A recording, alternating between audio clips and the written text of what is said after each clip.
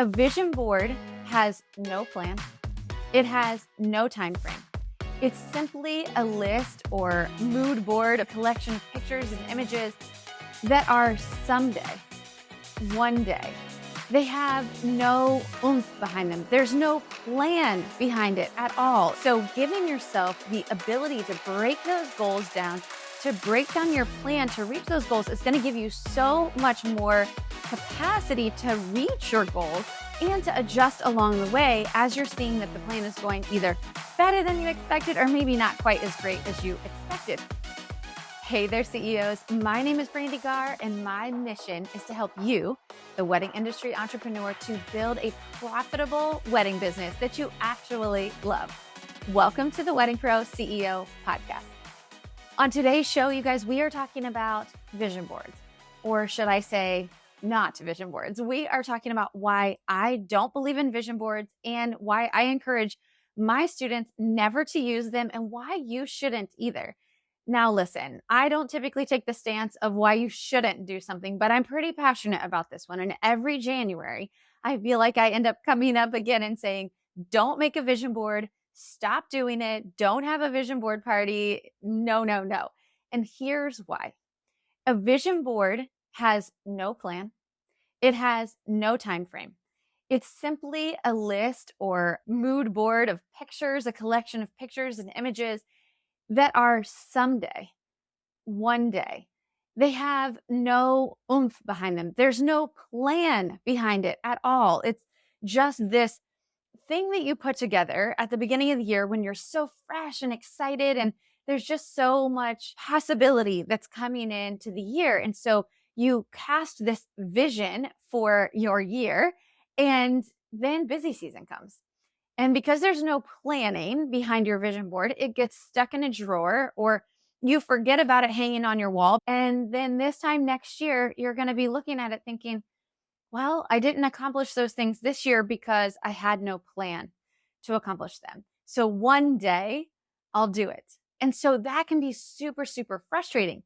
It also doesn't encourage growth. And as a business owner, you should be constantly thinking about, how is my company growing?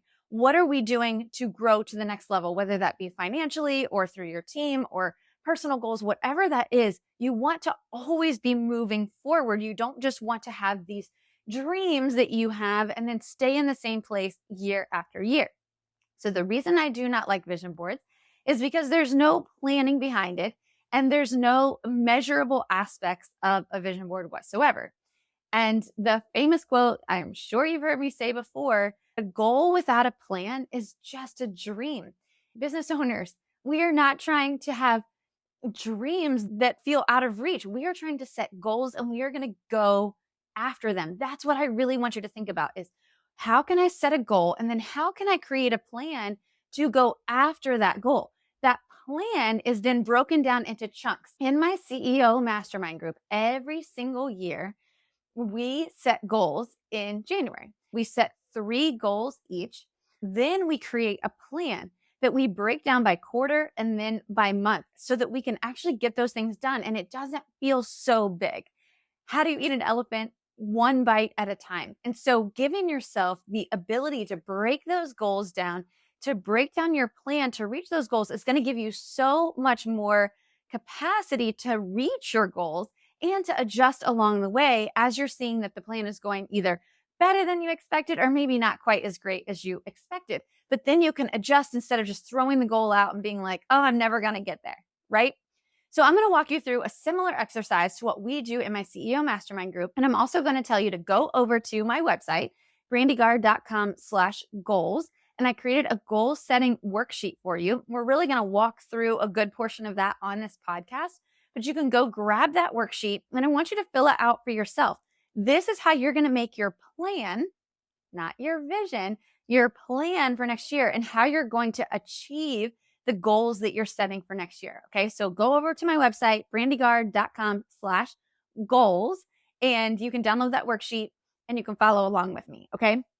So the first thing I want you to do is I want you to know that you're going to set 3 goals. Now, some people are like, oh my gosh, 3 goals. I can't narrow it down to 3, but here's how you're going to do that.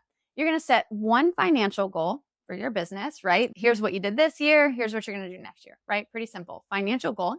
One team goal. So this is going to be really focused on your business, your team members. It could be that you're going to add another team member. It could be that you're going to create a different kind of an organizational structure for your business. It could be any kind of restructuring, any kind of business focused goal that does not have to do with finances. Okay.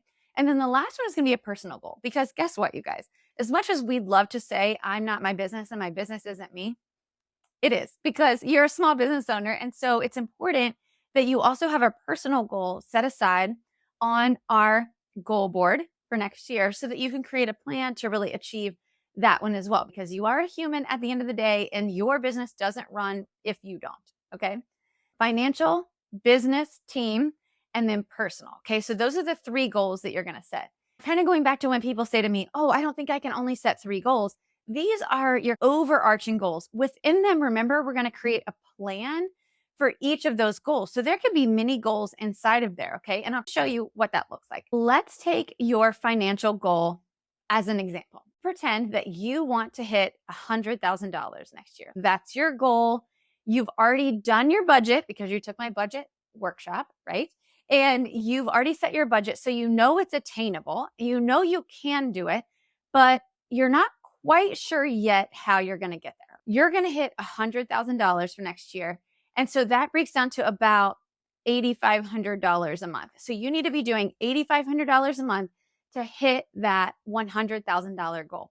So that makes it break down right there. Financial goal is always the easiest one because it's just math at this point, right? So you want to hit $100,000. That means you need to do $8,500-ish. I don't have a calculator in front of me every single month, but we're going to go with that for the sake of this example.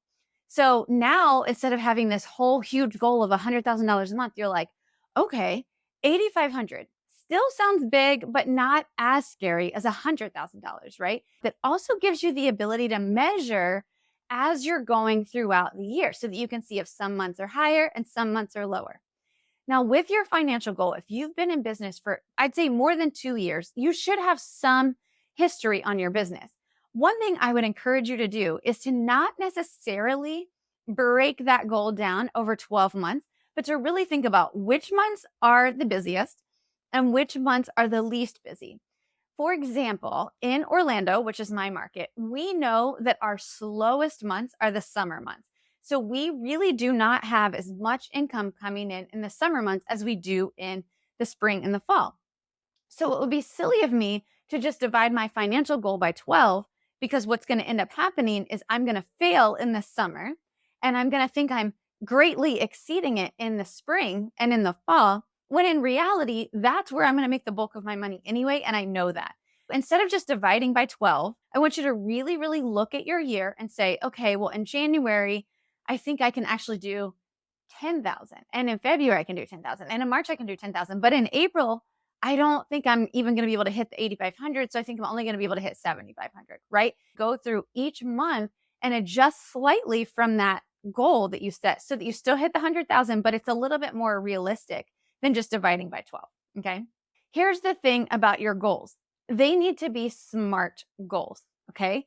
Your goals need to be SMART goals. That means that they need to be specific, measurable, attainable, relatable or relevant, and time specific. So when you're making a financial goal, that's actually really pretty easy to do. It's specific. You said you're going to make $100,000 by the end of the year. So it's specific and time specific, right? It's relevant because it's your budget, right? Like you set this goal to make $100,000. And so it's relevant because it's really going to help you with the success of your business.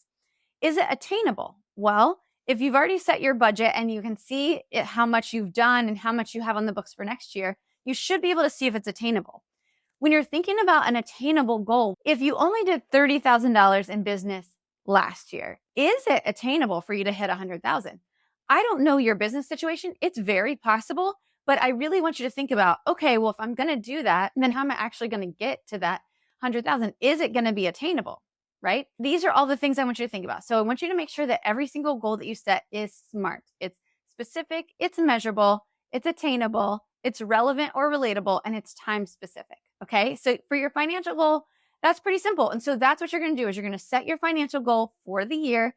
You're going to break it down by month. And now is the time to make your plan.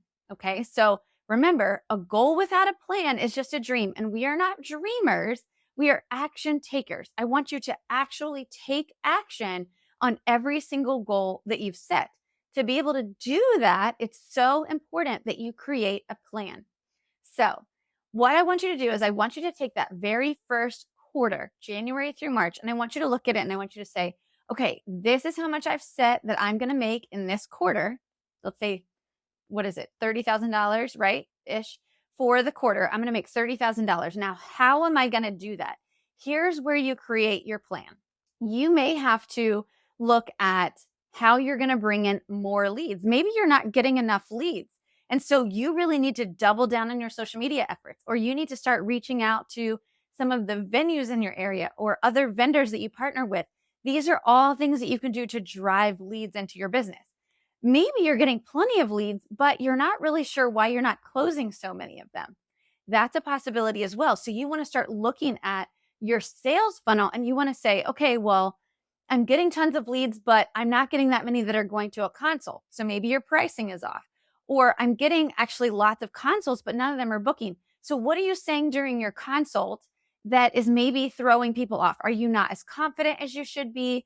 Are you not answering the questions? Are you not available? What are the things that are happening during the consult that are causing them not to book?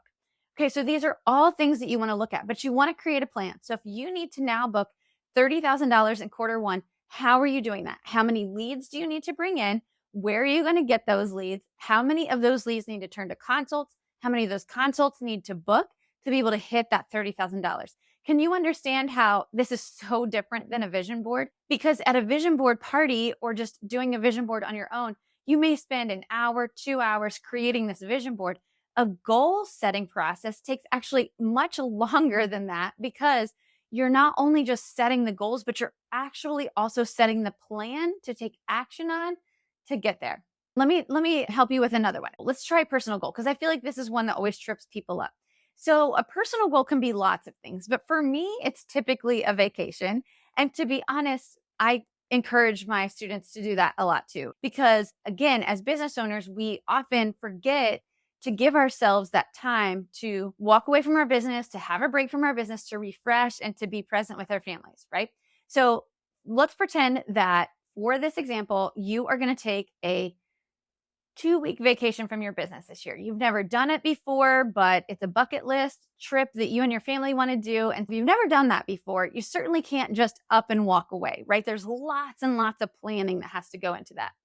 So the first thing you want to do is you want to actually write down the goal. I will take a 2-week vacation. Can't stop there, right? Because it has to be specific, measurable, attainable, relevant, or relatable, and time specific. So we have to make sure we go through all of these. So our goal can't just be, I'm going to take a 2-week vacation. No, it's going to be, I'm going to take a 2-week vacation in October of 2022. Okay, so now you've got a time frame on it. You now know how long you're going to be gone, right? So you've got a very specific goal set right here as a personal goal. Now you need to create a plan. What is the plan that's going to get you there? I need a plan to take a vacation. Yes, you need to write down all of the things that you do on a daily basis that need to get covered by someone else.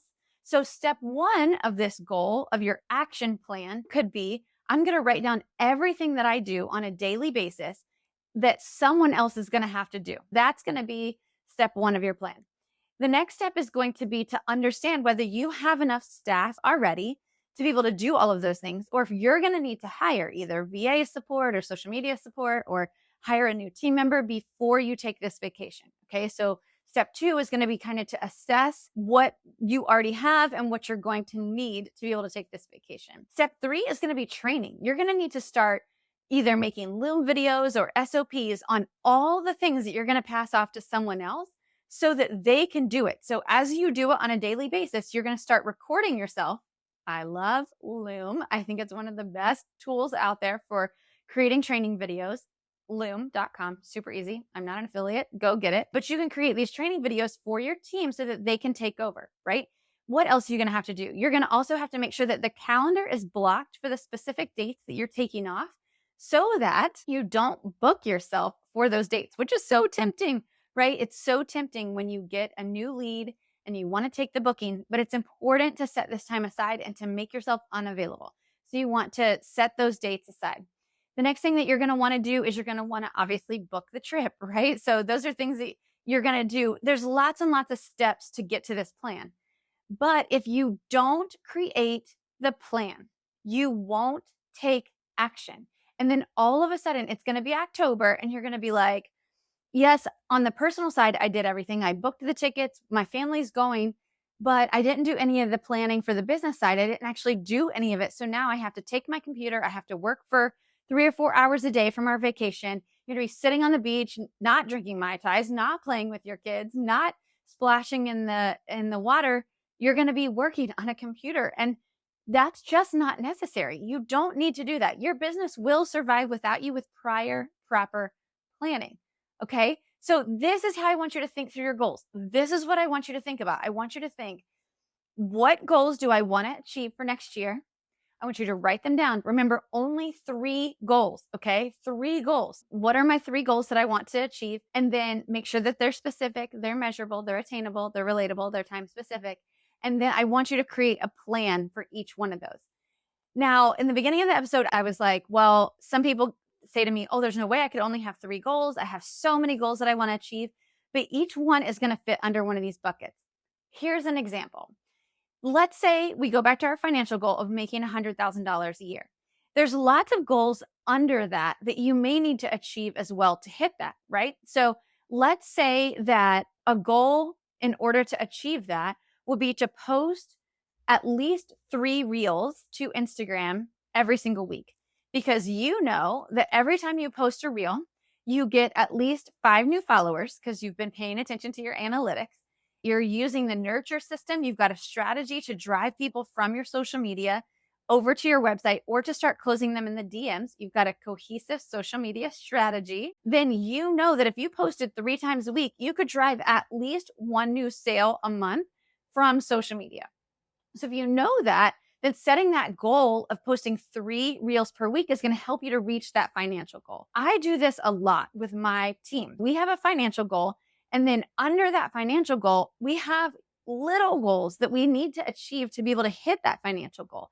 There's lots of things involved with that, such as I will attend at least 2 networking events per month and 1 one-on-one coffee date with a vendor, right? That's part of our financial goal, because we know that by networking in our local market that we are going to book more business from that. And so that has to be a goal underneath our financial goal. So do you see how you actually end up with more than 3 goals, but you really only got these 3 specific buckets that you're trying to hit? And then underneath each of those buckets is a goal that you're going to achieve, or mini goals that you're going to achieve to help you get there. Head over to my website, brandeegaar.com/goals, and grab my goal setting worksheet, because it is going to help you so much to just stay organized, stay focused, to make your plan. It breaks your goals down by quarter. So it'll say, this is my goal. And then in quarter 1, I will accomplish these things. In quarter 2, I will accomplish these things, because you need to make sure that throughout the year you're measuring. Are you behind? Are you ahead of pace? Do you need to adjust the goals in any way, especially financial? Is there anything that may be going awry? If you don't do that, you're going to end up getting partway through the year, just getting frustrated that you haven't even started, and you're just going to throw the goals away. And that is not how you grow. I would love it if you would come tell us in the Wedding Pro CEO community, what's one of the goals that you're setting for this year? Because you know what is a really great way to make sure that you stay accountable to your goals? To tell other people the goals that you've set. Because you never want to have to tell people that you're not hitting your goals. It gives you a little bit more drive to hit those goals. Because when people ask you, oh, how's it going with taking your 2-week vacation in October? You don't want to have to say, oh, well, I kind of decided not to do it because it just seemed too overwhelming. No, no one wants to do that. So come over to the Wedding Pro CEO community on Facebook. If you're not already part of it, you can click the link in the show notes below. Come join us so that we can all cheer you on and hold each other accountable throughout the year. You guys, thank you so much for being here every single time, and I will see you next week.